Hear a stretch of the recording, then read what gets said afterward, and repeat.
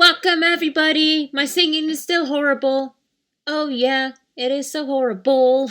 Welcome, everybody, to another episode of Into the Stratusphere. I'm your girl, Cindy G. How's everybody doing to kick off the start of this weekday, you guys? I know this past weekend there was a pay-per-view from WWE, WrestleMania Backlash. What in the hell? But if you guys want to listen to the full breakdown or review, whatever, suggest listening to the last episode of the Bulletcast. Philip and Brandon did their recap and their thoughts of this pay-per-view, of course. I heard there's like zombies. Yeah, the only zombie I do care about is Rosemary and the rest of the member of DK, Su Yung, and Abaddon. Period. But with that being said, this is a non-WWE show, so yeah. Anyway, we are in episode 36. MDK! That is right! I'm so excited to share with you guys of this episode I just watched from the latest episode of Dark Side of the Ring. I say episode twice, 3 times now, but it is what it is. So for today's show, we have, it's like a bit of a wrestling headline. One is a really sad news. The other one is a good news, you guys. And then the independent wrestling results and upcoming show from across the state, of course, just briefly. And then I'm going to be giving you guys my thoughts of the summarizing the episode of Dark Side of the Ring, where they cover Nick effing Gage. That is right. I'm so excited to give you guys like my thoughts on it and everything. Then we're going to go into wrestling results and recap. So results from New Japan Strong. Also, I'm going to be giving a recap of my thoughts of the Jon Moxley versus Yuji Nagata's IWGP United States Championship match at last week's AEW Dynamite. Also, my recap from NWA Superpowerrr, because I have a lot to say. And then you have is the usual recap from Impact Wrestling and my overall thoughts of the latest Impact Plus exclusive, Impact Wrestling's Under Siege, because there's a lot we all got to talk about. With that being said, you guys, let's go ahead and start off with some very sad news that happened this past Friday. So as you all know, Jerome Young, who is best known for New Jack, who wrestles in ECW, Smoky Mountain Wrestling, and other promotion, has unexpectedly passed away at the age of 58 after suffering a heart attack. That is right. I just found out about the news as soon as I wake up from a nap, since I had like a long early morning shift. And then I saw it on the Discord chat of a group that I am part of. And I was shocked. So I was like speechless that New Jack has suddenly passed away unexpectedly too. You could say that despite the fact that he has like a rap sheet of like controversial situation of his antics, and also this whole man's transit incident and everything else, I know New Jack was trying to fight his demons, especially like trying to prove that he is the realest gangsta ever, you know, especially innovating like more of the hardcore, turning to deathmatch wrestling altogether. Notably, like he started off as, you know, part of a tag team called the Gangsta alongside Mustafa Sai, where they won numerous of tag team titles from different promotion, and including ECW, where he was the 3-time World Tag Team Champion, twice with Mustafa Sai and one with John Cronus. I suggest you check out the tribute episode of New Jack, where Philip did break down New Jack's accolade. And it's a pretty, you know, sad too, but his promo work is very amazing. Like, yeah, you guys, I mean, my heart, my prayers, and condolences goes out to the friends, family, loved ones, and colleagues, and fans of New Jack. May he rest in paradise. With that being said, enough of this sad news. Now, I just found out we have like a really positive news, you guys. New Japan Pro Wrestling overseas. They're coming back and resuming their tour starting this Saturday, May 22nd, you guys. And it's going to be at the Nagoya Congress Center Event Hall, which of course it is kind of, I think it's kind of like the start of like their comeback tour ever since like they had to postpone the remaining of the tour due to the ongoing cases of COVID-19. And also, as I mentioned on the last episode of ITS, that 7 of the New Japan Pro Wrestling wrestlers have been tested positive for COVID. And yeah, you guys, it is really sad. However, the tour they're resuming is the Road to the Wrestle Grand Slam, you guys. And it is going to be a pretty much a big event. The Wrestle Grand Slam is going to be taking place on Saturday, May 29th at the Tokyo Dome. And like the rest of the tour, like on Saturday, they're going to start at the Nagoya Congress Center. And then for the remaining of the tour, it's going to be at Kurikan Hall on Monday, May 24th, Tuesday, May 25th, and Wednesday, May 26th as well, you guys. So New Japan Pro Wrestling did also say that they're going to take it very seriously when it comes to like the safety measure.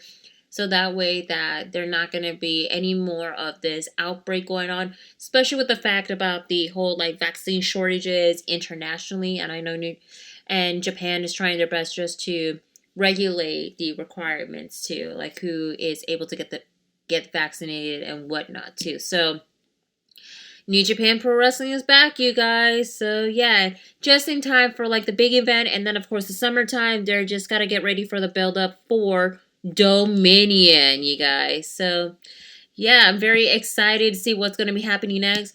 I know for a fact that like, you know, we got like some of the New Japan Pro Wrestling stars that are still in statewide, you know, still doing like New Japan Strong, and also with the whole cross promotion with other companies like with AEW and Impact Wrestling. But we'll see what's going to happen, you guys. I mean, I'm very excited. It's back. So, yeah. All right, y'all. With that being said, enough of this short, brief wrestling news headlines. We're going to go now to the independent wrestling results. So, I got 3 shows for the results to talk about, and then 1 upcoming shows. Actually, not 1, but 2, you guys. Because, like, I found out there's another show that's going to be coming up. Yeah, you guys. Anyway, so with that being said, let's go ahead and kick it up a notch for the results. So, IWA Mid-South presents Spring on Rising just had their show on Thursday, May 13th, and the event took place at the Arena, because they put a capital A at the end, in Jeffersonville, Indiana. So you have is Corey Strom defeated Kevin Giza to retain the IWA Mid-South Junior Heavyweight Champion in a qualifying match. So it's like a number 1 contendership match. So just sorry, y'all. I thought it was like a title match, but nope, it's just a qualifying match. Then you have Zodiac defeated Gary Gandy. Jessie Belle Smother defeated Alex Crowley and retained her IWA Women's Champion. Jay Chris defeated Billy Timpton. The team of Collateral Damage consists of Gunner Brave and Sabotage. Defeated GK Fam consists of Piper and Prima Donnie. Congo Kong defeated Daniel Luck in a dog collar match. Pompado Joe defeated Jay Marston. Truth Magnum defeated Larry D of Triple XL. Logan James defeated John Wayne Murdoch. And in your main event match, Tyler Matrix defeated One Call Manners to retain the IWA World Championship match. So check out IWA Mid-South Spring Uprising, available on IWTV or other wrestling stream services, but mainly IWTV. Alrighty, now GCW presents Draft Day. Just had their show on Saturday, May 15th. Took place at the Meet Las Vegas, of course, in Las Vegas. So you have is Jack Cartwheel defeated Jimmy Effin Loy. Dirty Daddy Chris Dickinson defeated Bad Dude Tito. Jordan Oliver defeated Ricky Marvin. The man of the hour, of course, Leo Rush defeated our North Cal favorite, Starboard Charlie, which I heard that match was really brutal. So, yeah, you guys. Then the team of Second Gear Crew consists of One Call Manners, Mance Warner, and Matthew Justice defeated the team of Eli Everfly and The Unguided consists of Damian Drake and Matt Vandergaff in a 6-man tag team match. Shellac defeated another NorCal favorite, Juicy Finau. Effie defeated another NorCal favorite, Dark Sheik. And Joey Janela defeated Allie Catch. Not Alley Cat, Allie Catch, which I like her new gimmick better. It's more hardcore, and she's now the realest person we all expected to see. And in your main event match, Nick Gage defeated AJ Gray to retain the GCW World Championship match in a death match. However, afterwards, surprise appearance from Jon Moxley. And once he was there, him and Nick Gage start brawling, and that's where GCW went off the air. Holy crap. There was a lot of talk about like when the match is gonna happen, but with Nick Gage, he got a lot in his plate. Dealing with Jon Moxley, and now on social media, he's now dealing with Matt Cardona? Yeah, y'all, it's weird. Anyway, to check out GCW Draft Day, you guys can check it out, available on Fight TV. And lastly, IWA Miss Out presents the Vic Philpott Memorial Hybrid Cup. Took place on May 16 at the Axelrod Memorial Hall in Connersville, Indiana. So in the first round, 4-way match you have is John Wayne Murdoch defeated Blake Steele, Insane, and Vincent Nothing. And then in the first round, 3-way match, Alex Crowley defeated Haley J and Lilith Grimm. And then another 3-way match, first round, Oren Veidt, spelled Veidt, defeated JC Rodden and Santu Jin. And then on the last of the first round 3-way match, Bobby Beverly defeated Mance Warner and Eric Ryan. And now we're in the semifinal match, either by knockout or a tap-out match. John Wayne Murdoch defeated Alex Crowley. And then another semifinal match, Bobby Beverly defeated Oren Veidt. And also in the special singles match, Dirty Daddy Chris Dickinson defeated Calvin Takeman.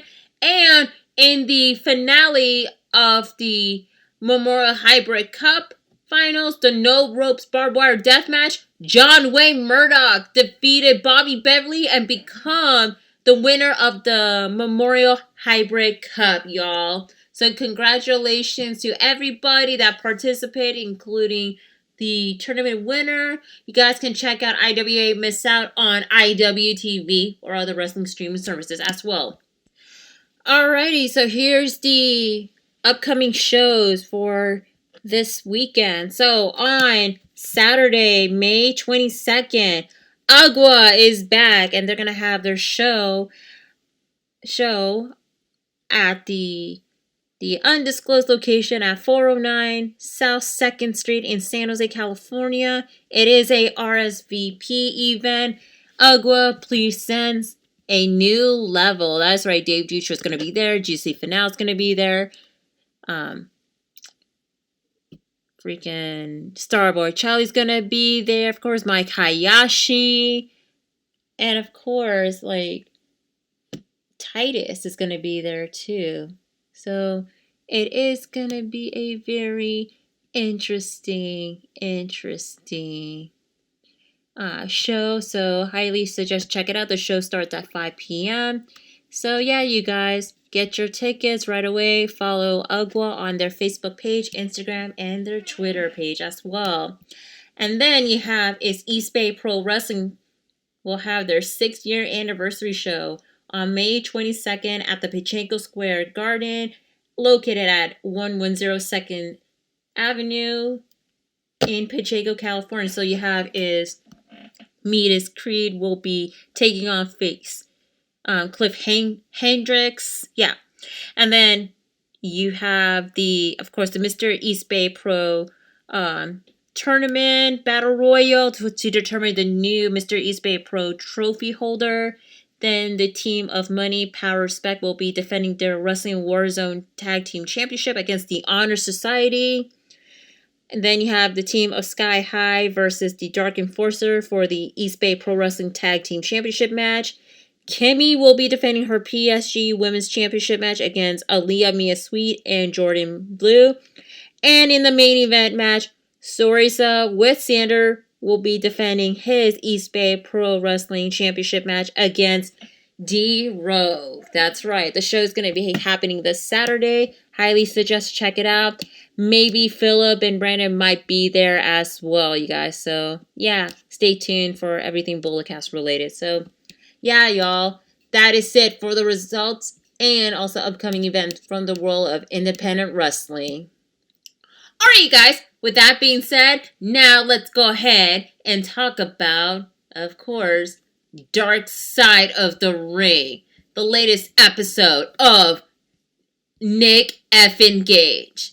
So, I must say, I am very blown away with this episode. How Nick Gage is being real, raw, and open about like how he got into wrestling, including the world of deathmatch wrestling, his upbringings, and especially his struggles as well. So I love the fact that like they brought in a couple people they talk about Nick Gage. Like you have his Jon Moxley to his girlfriend, Sonia. I think that's her name. Don't quote me on that. Yeah, that's her name. And she's beautiful, by the way. Sonia to Brett Lauderdale, who is the current owner of GCW. And even they have David Arquette as well, too. And then other interviewer that I forgot, that I couldn't think of. But yeah, so the episode was pretty interesting. I like the fact that Nick Gage, they say like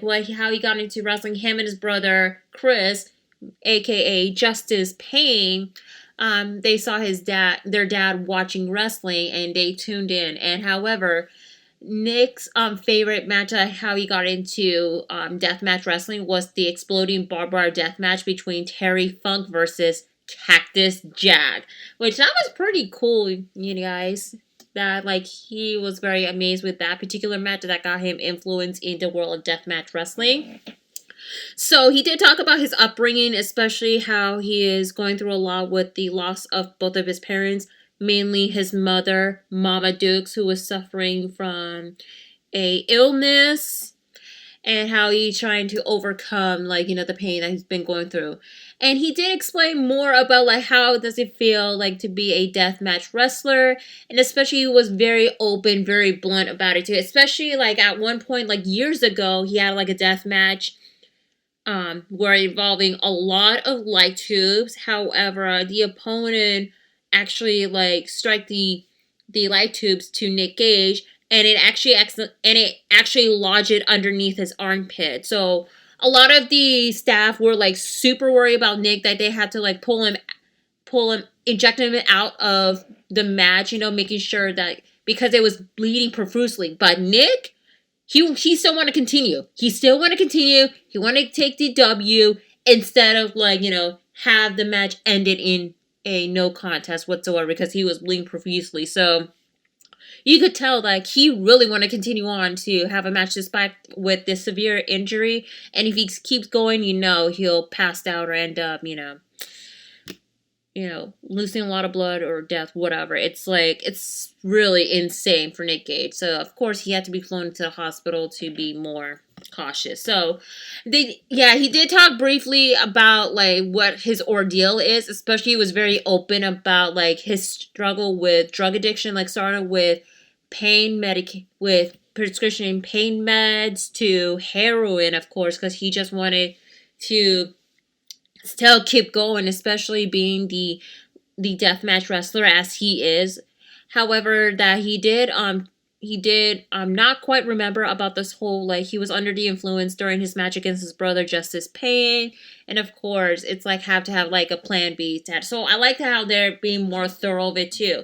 And of course, like Nick Gage struggling to trying to find a place to live, and so like him and his girlfriend became homeless. And Brett Lauderdale did actually clarify, because there is a part where in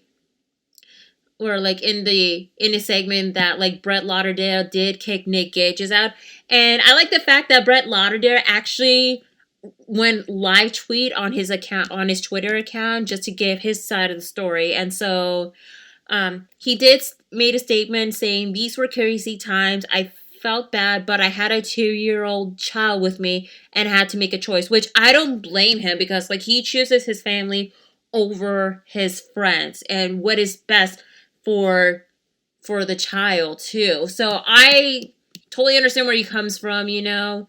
And then, of course, they did briefly talk about Nick Gage's robbery. That's right. So they show kind of like the camera footages, and of course, like, of course, him, all of his face was exposed, no bandana covering, which that was funny because Jon Moxley did talk about it, like, during the episode where he received the email, and it's like, well, how come he's not wearing his mask like he normally does on his entrance, but not on a robbery too? So it was pretty hilarious, you guys, that part. But I know it's like, you know, committing crime is not funny, you know. So yeah, y'all. So anyway, he did serve his time in jail. He spends like 5 years, you know, to do what he got to do, and then he came out until he did violating his probation, that he had to be sent back to jail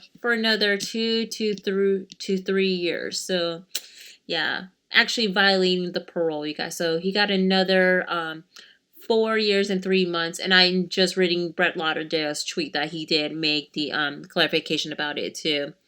So yeah, and so, like, he was very open. He did change a new leaf, and especially he did talk about, like, the whole murder, death, kill gang too. So that's what I really like about it too, like how it actually cultivated with the more of a fan base that he has. And he also did talk about, like, you know, his match against David Arquette, which me and City Wrestling Radio host Corey Smith, we were there in person, and we were like, holy crap.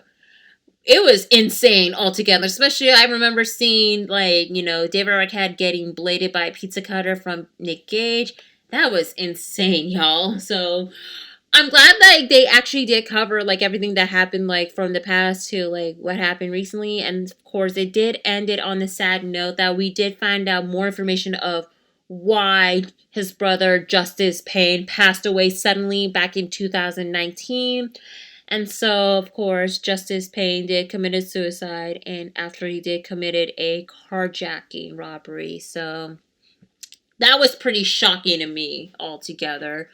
But I know that Nick Gage is, like, in peace, and he's just wanted to continue what he's doing. Especially, he stated that, you know, by the time he hits 60, he's still going to continue on for what he loves, is doing is professional wrestling no matter what.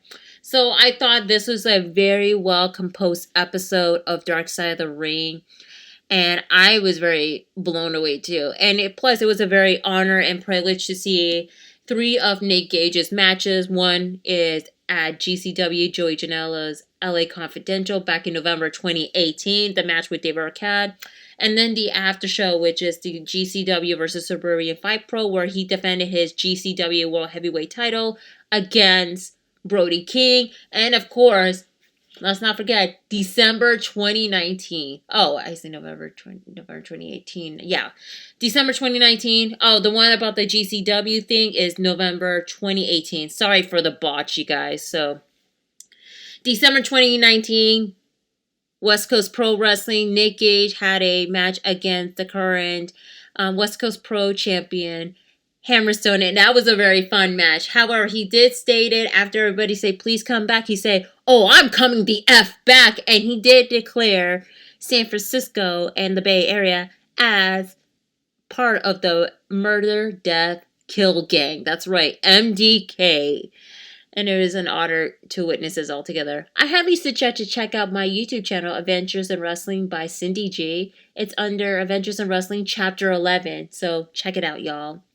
Anyway, you guys, with that being said, that's it for the Dark Side of the Ring review from yours truly. Now let's go with the results from, let's see, AEW Dynamite. Only the match between Jon Moxley versus Yuji Nagata for the IWGP United States Championship match. So that was a very fun match. I do enjoy quite a lot, especially you have like a different like surprises going on too. So you have Yuji Nagata was accompanied by who has not accompanied by, but you have Ren Narita, who is accompanying Yuji Nagata coming out, kind of like in a boxing style like entrance. And then you have Jon Moxley, have Eddie Kingston, being accompanied by as well. Well, Eddie Kingston accompanied by Jon Moxley. And of course, Jon Moxley coming out too. Wild Thing. Dun dun dun dun dun. You make my heart sing. Yeah, I'm gonna stop singing for that, or else like Philip will fire me if I continue on singing. Like, intros to the song, to me singing, is already been enough of a headache for y'all, so my bad. So yeah, so Moxley did came out to Wild Thing, and that is like a ode to a very notable Japanese deathmatch wrestler named Atsushi Onita. So that was a very touching tribute for Moxley too. Hopefully it's just a one-off thing, but yeah. And so the match itself, it was a very decent match, and I do enjoy it a lot. And so a lot of back and forth action going on. It's not the best, it's not the worst, it's very decent in a very time pace too. Like you have is Moxley hit Nagata with the lateral press, and then he did kick Nagata multiple times. Nagata did fake a drop kick to Moxley, which it was interesting, but catches Moxley looking up, and then he kicked him again, too. That's right, Blue Justice strike again. And while during the middle of the match, they show Rocky Romero was in the audience. And I was like, are we gonna get a Roppongi Vice reunion? Because I know Trent did send out a tweet putting a lot of question mark, and I was like, yes, come on, we need a Roppongi Vice reunion, like a one-off, or maybe have Rocky Romero being the honorable member of Best Friends. I mean, I'm here for it, y'all. So yeah, so the match itself was amazing. Nagata did apply the Avalanche Exploder from the top turnbuckle to Moxley and Nagata did exchange strike, as always. That's brutal. Moxley with the enziguri, and then he came back with the lariat, which actually take Yuji Nagata down. And then he actually did another headlock, but Nagata escaped. So a lot of strikes going on until Moxley did hit that paradigm shift / Death Rider. And thus, Jon Moxley retained the IWGP United States Champion. So, very solid match. Afterwards, Yuji Nagata and Jon Moxley bowed down, showing the signs of respect, you guys. And yeah, like I said, it was a very decent match, and the question is, who will be challenging Jon Moxley? I have a feeling we're probably going to be seeing Moxley versus Rocky Romero, because Rocky was like by the audience witnessing this. It's either that or Moxley versus, maybe Zack Sabre Jr., because I know they were supposed to be starting up their feud between Sabre Jr. and Moxley, but then COVID hit and they had to like change the plan completely. But I mean, I would love to see it. Hell, I have Zack Sabre Jr. appearing on AEW Dynamite, and that would be freaking incredible too. Have him teaming up with Kip Sabian, of course, two Brits going to be taking over AEW briefly. So yeah, you guys, but a lot of wishful thinking going on, and we'll see what's going to happen next in the world of New Japan Pro Wrestling and the whole partnership deal too. Alright, you guys, with that being said, let's go ahead and go with the results for New Japan Strong for Friday, May 14th, you guys. That is right, we're still in the continuing of the Collision Tour, you guys. So you have is Rocky Romero defeated AJZ, which happens to be, of course, AJZ wrestled for Ohio Valley Wrestling, and he is the nephew of current WWE superstar Dolph Ziggler and AEW enhancement star Ryan Nemeth, of course. Very interesting. And then you have Leo Rush and Brad Rosser defeated Bullet Club, consists of El Fantasma and Hikuleo in a very brutal match, y'all. And then in the main event match, you have is Team Filthy, consists of Tom Lawler, JR Kratos, Chris Dickinson, and Danny Limelight defeated the team of Brody King, Carl Frederick, TJP, and Clark Connors, where Chris Dickinson was the last person eliminating the newly graduating LA Dojo, Clark Connors. That's right, he has a new ring gear, his own interests, his hair still looks so great, like a 1970s surfer dude, of course. So, yeah, so afterwards, Chris Dickinson got blindsided, attacked by Team Filthy, where Danny Limelight did deliver a low blow, and so all of them started attacking him until Brody King made the save. So it looks like Chris Dickinson is no longer with Team Filthy, which is the right call because Chris Dickinson's also in Ring of Honor, and he's part of a stable with Brody King and two other called Violence Unlimited. That's right. Hopefully we'll be seeing Violence Unlimited on New Japan Strong, and I think that'll be the right call. And the question is also, who will be the new member of Team Filthy? Who knows? But we'll see. Alright, you guys, with that being said, let's go ahead and do the recap for NWA Superpowerrr. The hell? Superpowerrr. Let me just say this. I'm going to say it right away. This episode of NWA Superpowerrr, oh my god, it was like a complete headache, you guys. I feel this is like rematch mania all over again with like past episode 8 of NWA Power to freaking the pay-per-view. One match that's like the pay-per-view from Back for the Attack. I know they gotta get ready for the upcoming pay-per-view next month, you know.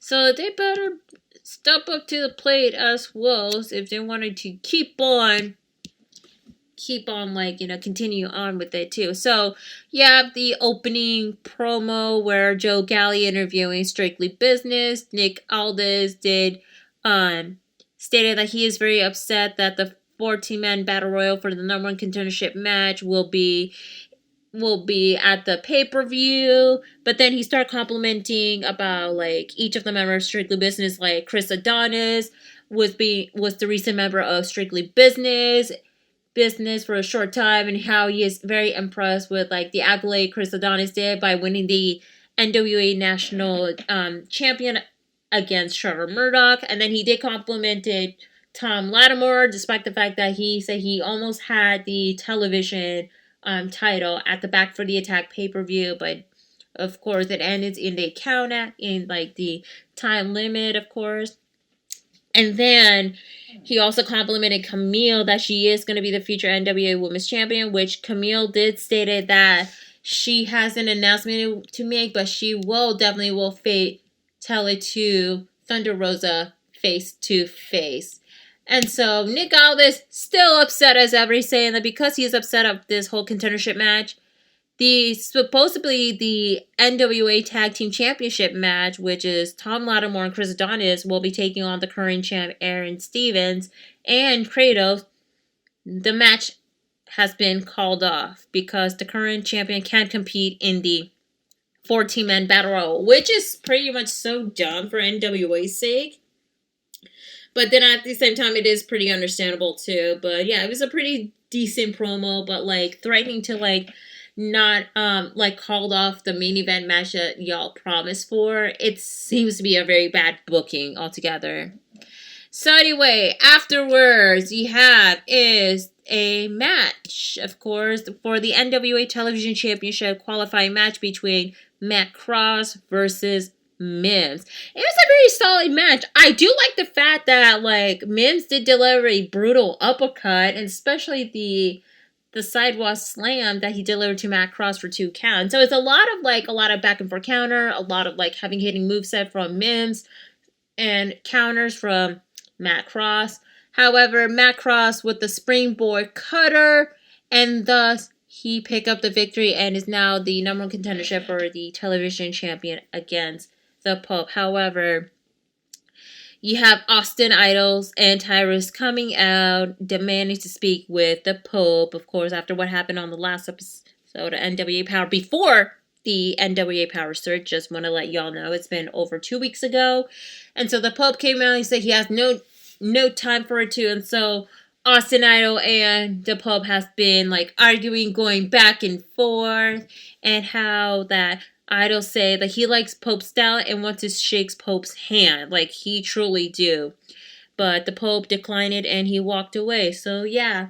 And then afterwards, you have is May Valentine interviewing Aaron Stevens about the supposedly the title match that is already called off, but then what's next for Aaron Stevens? So Aaron Stevens say that he has a new leaf in life, so he wanted to approach it in a positive way and then bring in more of the legacy of the NWA World Tag Team titles. And also he did clarifying that he has his concern regarding the partnership with Kratos. He stated that he did hire Kratos to be his right-hand man, and he just wanted to set an example to Kratos that what it means to have like the title in like the right positive light too, like what the meaning of the World Tag Team title. I mean, NWA is very much a notable company that was like there for so many years, you know, with like different title accolade and all this glory to bring in the notable for the industry, you guys, just saying. So yeah, it's a pretty solid interview. I enjoyed it. And then you have Sal Ronaldo versus Kratos in a no one in by ringside match.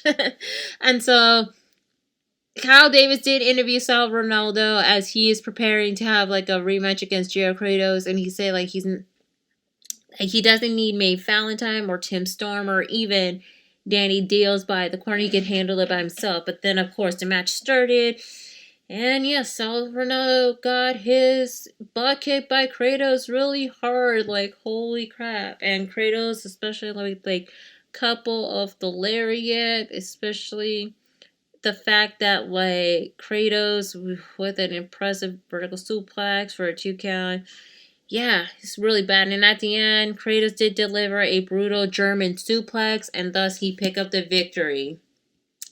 Afterwards, we have another freaking face-off between Thunder Rosa and Camille with their prospective advocate. Thunder Rosa have Melina. Camille has Taryn Terrell. And y'all, it's just another like catty argument like from 2 weeks ago. Like Thunder Rosa telling Camille, like giving her history lesson of what it means to be the NWA Women's Champion, who is the trailblazer and all that too. And then Camille did talk about like, you know, she's the one that carried NWA while Thunder Rosa is with another promotion. So it's been a lot of back and forth quarreling going on. It's just starting to get a headache. However, Camille made the announcement saying that like Thunder Rosa should definitely earn another shot of the number one contendership match for the NWA Women's title, like the qualifying match. So the only catch is that Thunder Rosa should not be wrestling another promotion, which Thunder Rosa accepted. So yeah, you guys, we're going to get another rematch between Thunder Rosa and Camille for the number one contendership qualifying match. Whoever's going to face the current NWA Women's Champion, Serena Deeb's. Like, I feel this is like pretty unnecessary segment altogether. I was expecting that we'll be getting like a women's match altogether, but it did not happen whatsoever. And then afterwards, you have is a match between Jack Stain versus Slice Boogie in a Falls Count Anywhere match. And it was a pretty good match. I'm not going to lie to you. I was very tuned in, even though the match was so long and like getting in a slow pace. But both guys have been brutally attacking one another. Like, holy crap. And of course, you have Crimson coming out, and he brought in a towel that I don't know what's going on. He's going to deal with the towel, but it ain't what I expected to. But it was a solid match. A lot of like, you know, chair shot from Slice Boogie hitting it to Jack Stain. However, Jax was about to deliver the running clothesline to Slice Boogie, but then dodge it to Crimson. And yeah, to quote Aaron Riff, stupid babyface move. Jack Stain grabbed the towel and he threw it in the ring, and thus surrendering the match, and which caused the Slice Boogie to be the winner. Unfreaking believable. I feel this match was complete drag altogether. Like, what is the whole point of this rivalry going on? Especially like, you know, Slice Boogie's having issue with not just Jack Stain, but with Crimson as well. It's just a complete headache. Afterwards, you have all the commentator, Velvet Sky, Tim Storm, and Joe Galli, which Joe Galli say that like we're supposed to be getting a main event match for the NWA World Tag Team Champion. But then Strictly Business is nowhere to be found because they just left the building.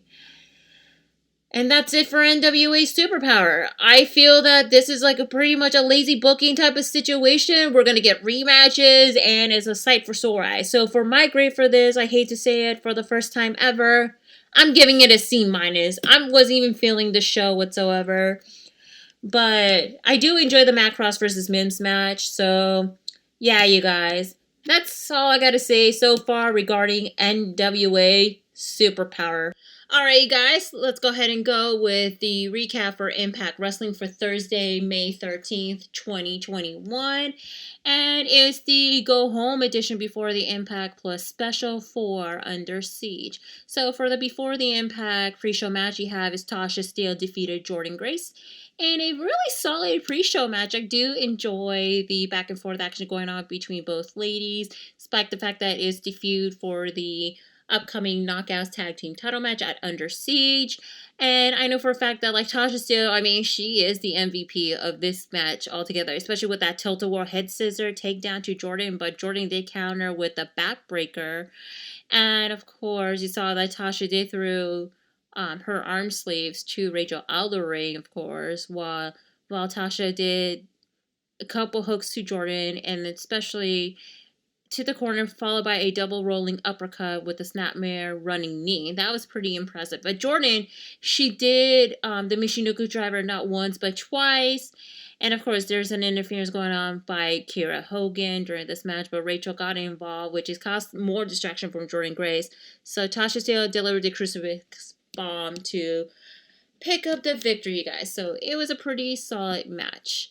And then for the opening of the match, you have is another Knockouts match, you guys. Like, wow. You have is Rosemary, accompanied by her fellow DK brothers, Crazy Steve, and Black Taurus versus Havoc for the number one contendership match for the Knockouts Championship match at Under Siege. Whoever's going to be facing Deonna Purrazzo. And it was a pretty solid match. I mean, Rosemary and Havoc has history in the past, since both ladies did debut on Impact Wrestling in different perspective year. And it was pretty much, your solid, decent match. Nothing too great about it, too. I mean, I'm very impressed with Havoc with the camel clutch to Rosemary. That was like pretty much a brutal submission. And I know Rosemary was trying to do the miss, but then she held it back, of course. But she did the upside down missile drop kick into the running splash in the corner to Havoc. But then again, a lot of counter going on until Havoc did counter the reverse DDT, and she delivered the tombstone pile driver and thus pick up the victory. And afterwards, Deonna Purrazzo came in and attacked Havoc before she escapes briefly, and then Rosemary and the Decay definitely cornered her, and Rosemary did send Deonna back in the ring. That's where Havoc started attacking her. Kimberly and Susan was running towards the stage, but then they stop and run back because of the Decay, scare the holy crap out of her, and thus Havoc delivered the tombstone pile driver to Deonna, and, sends message clear, of course.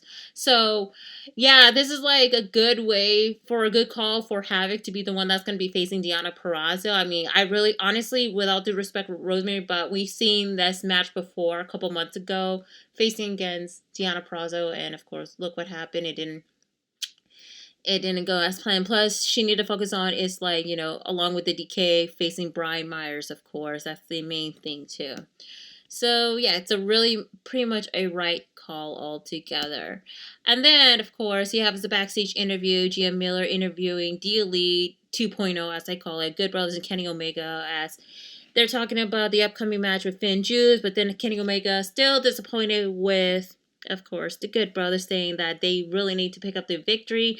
And the funny thing about it is, Kenny was wearing all the titles that he won, all his 3 championship match, like from the waist all the way to the upper chest, because y'all know that on the episode of Busted Open Radio, Bully Ray was very critical about how MD Nagata was the one that's holding the Impact World title and the AAA Wrestling title, while Kenny was wearing the AEW World Heavyweight Championship title, 2 to 3 weeks ago on Dynamite. That was when Kenny Omega was talking about like who's going to be the one that's going to challenge him at Double or Nothing. So y'all remember that. And I know Bully Ray was very critical about it, saying that if it was Impact Wrestling Management, they should be infuriating about this situation. So that's why Kenny is wearing all the title, like from the chest up to the waist. So it's very interesting, to say at least. Alrighty, and then you have is the six-way scramble match for the number one contendership match for the X Division Championship match. You have is Pretty Williams versus Rohit Raju versus Ace Austin versus TJP versus AC Romero versus El Fantasma, and that was a very like surefire match. Like I am very impressed altogether, especially AC Romero, normally most of his striking ability for all the contenders. TJP with his infamous like submission hold, especially like with the whole more of the collegiate wrestling. Rohit Roshu with the Death Hammer driver to Ace Austin, of course. However, the one thing that everybody was talking about is El Fantasmo's moveset. The top, while he grabbed TJP on hand, he did the top rope. And then first kicking Rohit Raju, and then he did the Death Hammer driver, not the Death Hammer, sorry about that earlier, the Death Hammer driver to Ace Austin, and thus landed everybody outside of the ring too. So I know a lot of people was giving crap about El Fantasmo's signature move that considered as choreographed. It's because some people are not familiar with his in-ring work, especially for those who has been following up with New Japan Pro Wrestling. No, but it's funny that ELP did respond with like, F you haters, all that stuff, because he is the heel headbanger, of course. So, of course, at the end, you guys, while Madman Fulton and Larry D did brawl outside of the ring, of course, El Fantasmo did the diving crossbody to Petey Williams after TJP did the detonation kick, and of course he did with the Mamba Slam, but didn't miss. But El Fantasma did deliver the crossbody and pin Petey Williams, and thus ELP won by Petey Williams with the CR2 finisher, of course. Solid match. I am very impressed altogether. And then afterwards, you have is the backstage office where Susan and Scott D'Amore and Kimberly were there while Susan was asking Scott D'Amore that she wanted a match and all that. And Scott did deliver a couple options until Susan said she's very tolerable, that she's going to be having a tag team match, her and Kimberly versus Tenille Dashwood and Taylor Wilde at Under Siege, which Kimberly was very shocked and she disagreed on it together because she wanted to communicate. So you can see there has been a brief of a downfall going on between Kimberly and Karen, of course, and that's going to be possibly playing a huge part of it, which I'm going to be talking about it when I'm going to talk about Under Siege, their tag team match against Tenille and Taylor Wilde, of course. I like the fact how Karen screamed, "Team Justice!" So so funny. And then you have your typical video package from Violent by Design. EY they say that there's going to be some changes going on, and they're ready and they're guaranteeing for it. So curious to see what's going to be the changes, since I know EY is dealing with a torn ACL, so they're probably going to add one more member. We all thought it's going to be W. Morrissey, but it didn't happen since Big W is doing his own thing. Who knows, you guys? Maybe someone from New Japan or AAA or even AEW. Who knows, you guys?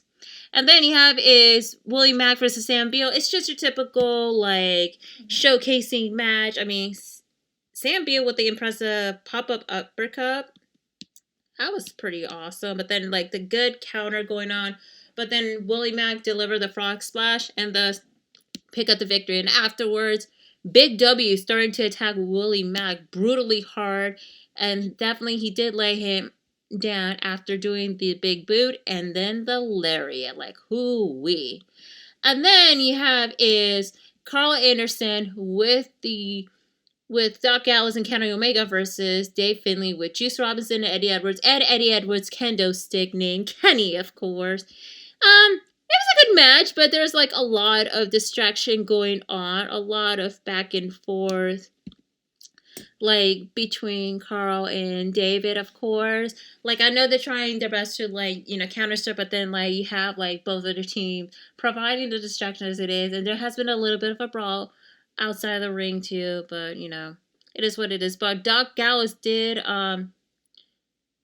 make sure that like he is dodging from the suicide dive from Dave Finlay, of course, and then hitting Carl with the backbreaker for a 2 count. But then, of course, Dave Finlay locks into a variation of a Indian Deathlock before Kenny Omega did intervene and attack Dave Finlay, and thus causing this match in a no DQ. Like, holy crap. And then afterwards, melee hits all together where both teams are, like, killing each other, like... It is pretty interesting to say at least with that. And of course, at the end, they actually made this save like the Good Brothers and Kenny Omega. So, yeah.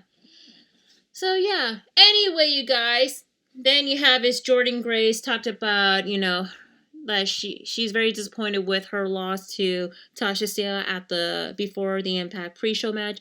And I know Rachel Ellering was giving her like more of a words of encouragement to her, saying like you have to hold up this anger, bottle it up, and at Under Siege, take it all out. And that was a very good words of encouragement from Rachel Ellering too. I mean, she is the queen of strong smile, of course.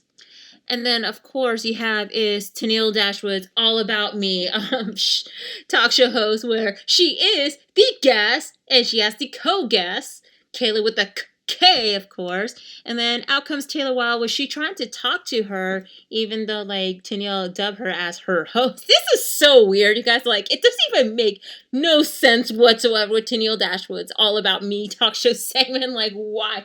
We get it, Tennille. It's all about you. You're the star. You're the influencer, even though you have not signed up for TikTok yet. I'm saying, but yeah, I know Taylor Wilde did made a deal that, like, she'll be tagging with her only at Under Siege, and afterwards she's going on her separate way because the only thing she is trying to achieve is the Knockouts title against Deonna Purrazzo. And of course she did confront Tennille about how Tennille did help her cheated, which Taylor was pretty disappointed because she wanted to do it her own thing too. But so she laughed and Tennille was like very awkward, but then of course she did the closing segment that Kayla with the K did complimented her. So yeah, I know I'm like all over the place. That was like right after the whole like Good Brothers and Juice Eddie Edwards situation type of deal. But yeah. Alrighty, you guys. And then you have is Brian Myers versus Crazy Steve. And I must say, I am very impressed with Crazy Steve's moveset. I mean, he does improve a lot. And I like his ring gear a lot, too. It's, like, so much better. Looks so badass, of course. So, you saw, like, a lot of interference going on. You saw Rosemary holding up the card. And then you saw Black Taurus did push Brian Myers off before the referee injected him and Crazy Steve. And Steve and Brian did exchange at ringside, of course. So, a lot of back and forth control going on. And, of course, Brian Myers did deliver the roster cut, and thus he picked up the victory, of course. And then afterwards, Black Taurus beat the holy crap out of him, and that's where Rosemary did lie the tarot cards to Brian Myers. So just a message, well, see what's going to be happening at Under Siege, you guys. So, yeah. And then, of course, you have is the main event match, you guys, which is the six-man tag team match between Moose, Sami Callihan, and Chris Bay versus Chris Sabin, Trey Miguel, and Matt Cardona. It was a pretty solid match. I know this is like the competitor for the six-way match for the number one contendership for the Impact World title. And, it's a lot of, like, more like a double team move, especially Trey Miguel. Trey Miguel, and I believe it's Chris Bay. They, even though, like, they're not a tag team, but, like, they're both heels, it's like, wow.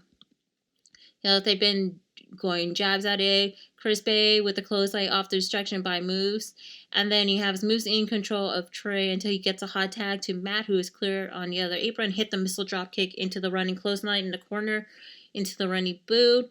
And then you have his, like, moves, like, you know, with the top rope German suplex to Chris Sabin. Like, holy crap, it's a lot of counter. And then you saw that Chris countered the package pile driver into the dragon screw from Trey. And, of course, everybody hits a big move until Sami Callihan did deliver the package pile driver to Chris Sabin. And the team of Sami Callihan, Chris Bay, and Moose did pick up the victory. And thus, that's conclude the episode of Impact Wrestling before the Impact Wrestling Under Siege. Good show, good developing a storyline. I am very impressed by it. It's pretty much like a solid, better Impact Wrestling just to build more of a hype altogether. So I'm going to be giving this grade a B+, all B+, you guys. I enjoyed the show. Now, with that being said, let's go ahead and do the quick recap for the Impact Wrestling Under Siege, you guys, for Saturday, May 15th. So the opening of the match you have is Brian Myers defeated Black Taurus via pinfall win. Of course, it was a pretty good opening of the match. I know a lot of people having issue with like signing into Impact Plus since they actually no longer giving it for free. You have to have it signed up and pay subscription, which, you know, they did change a policy, which blows. So it's a lot of like back and forth counter going on. And of course, Black Taurus almost did the crucifix bomb, but then for the 2 count, Brian did drop him with the enziguri and hit the flatline for their near fall before hitting with the roster cut, and thus he picked up the victory. So overall, good opening of the match. And then you have the tag team match between Kimberly and Susan, versus Tenille Dashwood and Taylor Wilde. And that was pretty much a solid knockouts tag team match. I am very interesting. However, Taylor Wilde did add an extra oomph to her theme song by having the extra ending with the guitar with "If We Want It Both." Da-na. So yeah. So it's, I mean, if we wanted to, that's the theme. But yeah. So I like the fact that Taylor and Tenille did work together, especially they did both have like the double team suplex and stereo to Susan and Kimberly, of course. Tenille did hit the neckbreaker in the ribs before Susan did attack her from the ringside. A lot of counter going on. Susan did hitting a fisherman suplex to Taylor for a 2 count, of course. Then you saw Kimberly did a couple kicks and, of course, an uppercut too. But then, of course, at the end, Taylor gets the knee on for an inside cradle from Susan, and then she pins Susan with the classic Northern Lights suplex, and thus the team of Tenille Dashwood and Taylor Wilde pick up the victory. And it's so funny that afterwards, Tenille was trying to get a picture taken with Taylor Wilde, and Taylor was like so disgusted, so she immediately runs a walk off the ring and leaving Tenille and Kayla with the K hanging, of course, but still posing. But yeah. And then afterwards, the next match you have is the Impact World Tag Team Championship number 1 contenders match. That's right. And I forgot to mention it on the Impact Wrestling. They did talk about like the number 1 contendership tag team match during this whole Swinger Palace segment, of course. Like, why? Yeah. And so you have Ace Austin and Madman Fulton versus Triple XL versus Rohit Roshu and Shira versus TJP and his new tag team partner, Petey Williams. So it was a pretty impressive tag team match. I'm not going to lie. I did pay attention to all the movesets from each of the team perspective, but I feel it's kind of like a little bit too long and slow in the beginning too. However, you have Triple XL did corner Petey Williams. I mean, Jesus Christ. And then, of course, Petey Williams did hit the powerbomb before Madman Fulton did save Ace Austin from the Canadian Destroyer and drag him in the corner to tag in before Triple XL did send Fulton out and flying, you guys. Rohit Roshu did hit AC Romero with a hammerlock DDT for 2 count before Larry D did ran into him, and that's double teaming. Yeah. And then Ace Austin for the near fall. And of course, you guys, at the end, Ace and Madman Fulton did take down Triple XL, and thus Ace Austin and Madman Fulton did defeat all tag teams, and thus they're going to be the ones that's going to be challenging Finjuice for the Impact World Tag Team Champion, which, of course, they did announce that it's going to be taking place on the next episode of Impact Wrestling. Cannot wait. And then you have is W. Morrissey versus Willie Mack. And so I feel that this match is just more of a showcase from W. Morrissey, aka Big W, especially the fact that he's been like brutally attacking Willie Mack so hard. But I do give props to Willie Mack for putting one hell of a fight, despite the fact that like he's trying his best to stand his ground, but W was like really beating the crap out of him with a couple of jabs to a big boot, and especially the rear chin lock. Like, holy crap. So Willie Mack did came back with the lariat, and then he did try the running splash in the corner before Big W hit with the black hole slam, and then the running boot, and thus he picked the victory. So afterwards, he still continued on to attack Willie Mack, and out comes Rich Swann to thus make the save. So it looks like we have is a feud that is setting up big time. So between Rich Swann and W. Morrissey. Looking forward to it. Now, the next up is the Knockouts Tag Team Championship match between the champion Jordynne Grace and Rachel Ellering versus Fire and Flava.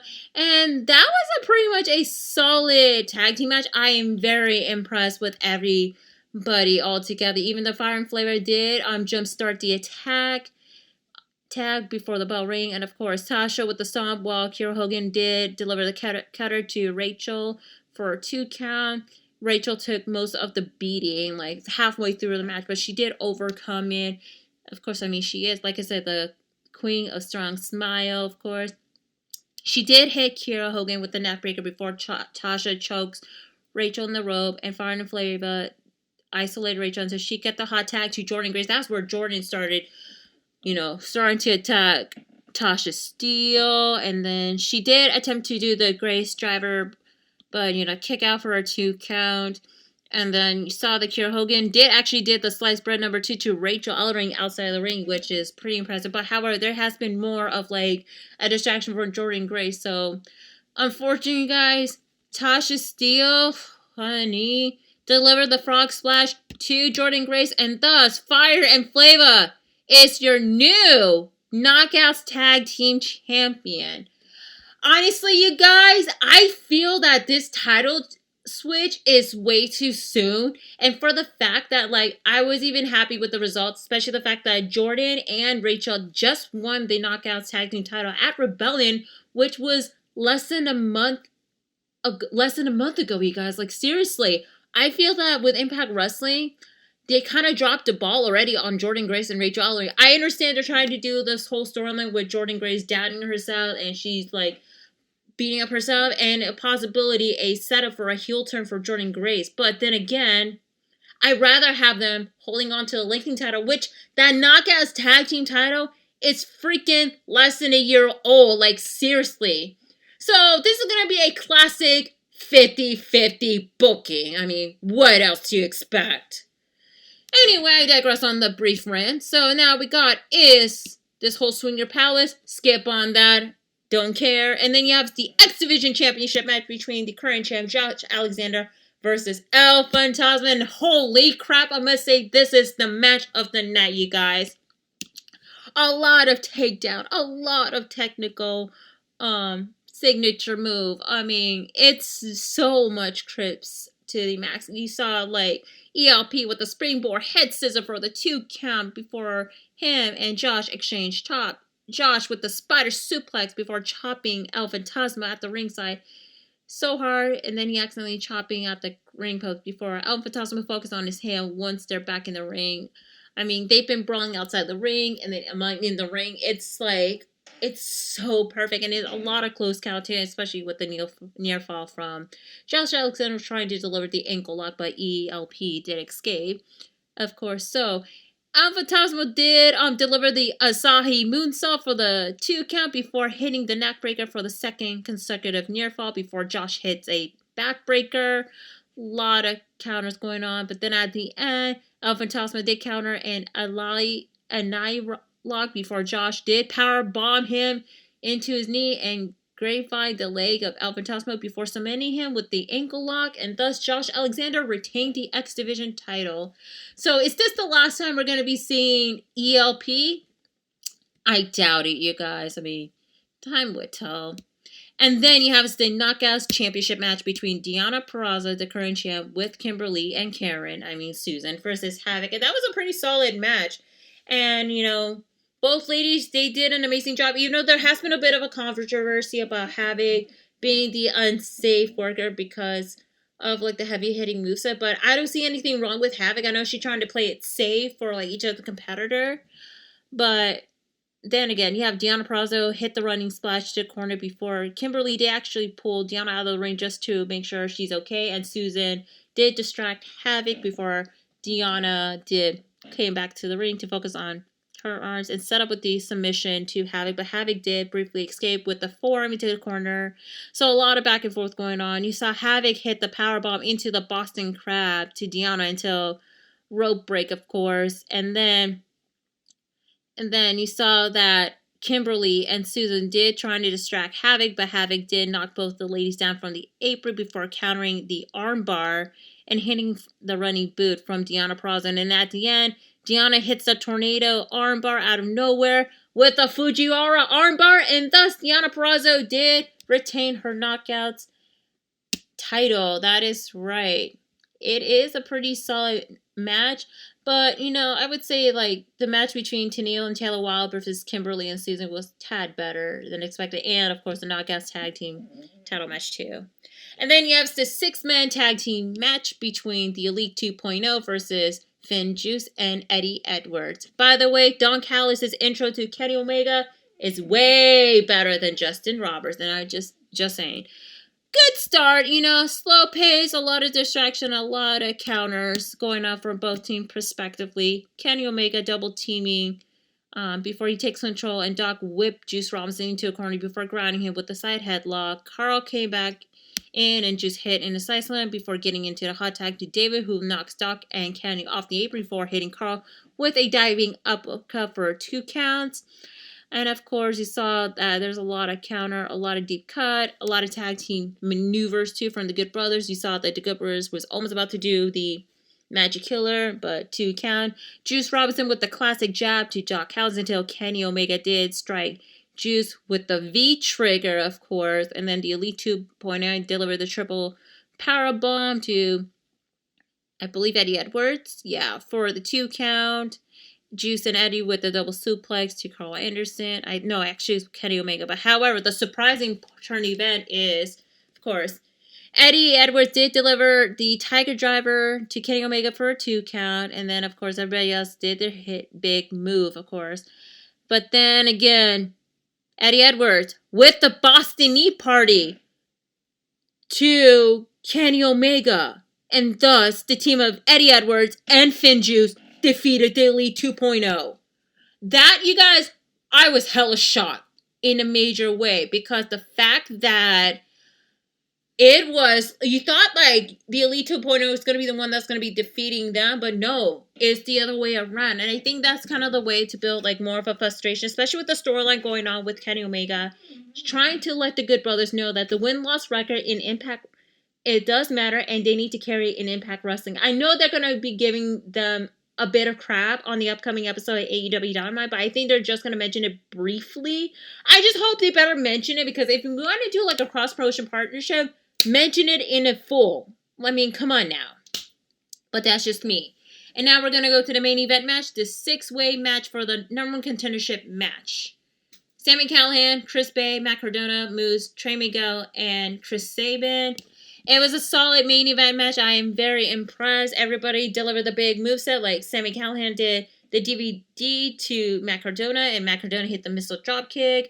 You saw that Trey and Chris Bay did deliver the Tope Con Hero in stereo that landed everybody outside the ring.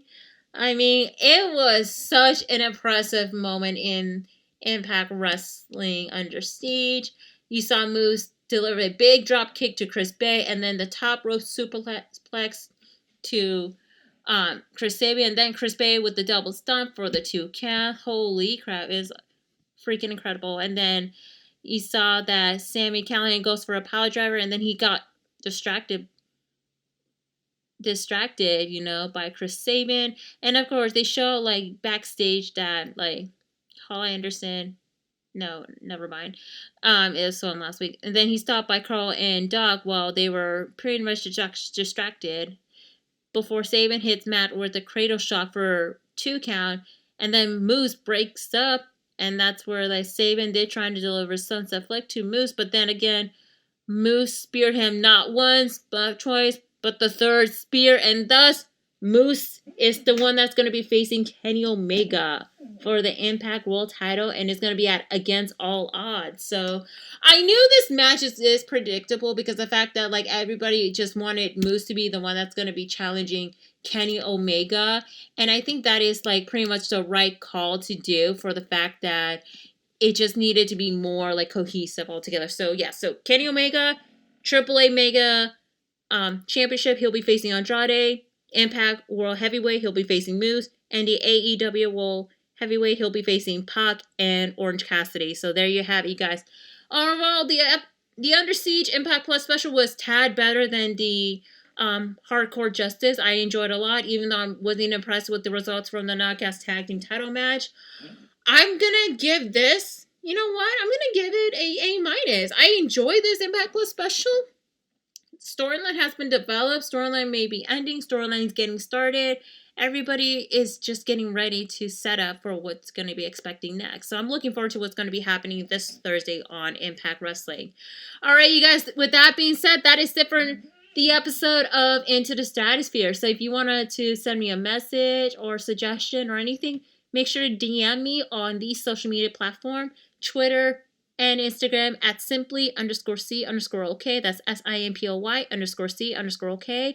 Follow me on TikTok. That's why I'm mostly on the app a lot at simply_C_OKAY. And yes, I do promote the podcast, of course, on my TikTok. And of course, make sure to follow my podcast, The Adventures in Wrestling Podcast, at The Adventures in Wrestling. Link will be in the bio in my description, bio on all my social media platforms.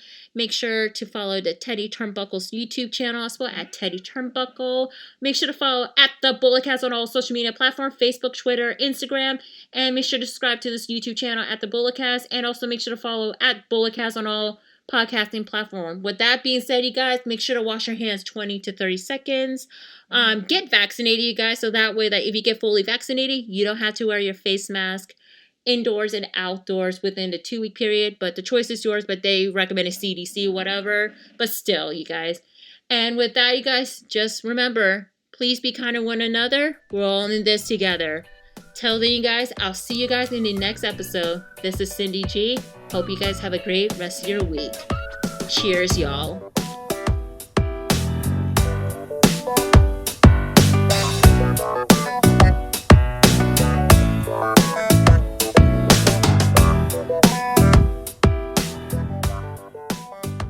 This has been the Bulletcast. Thank you for listening.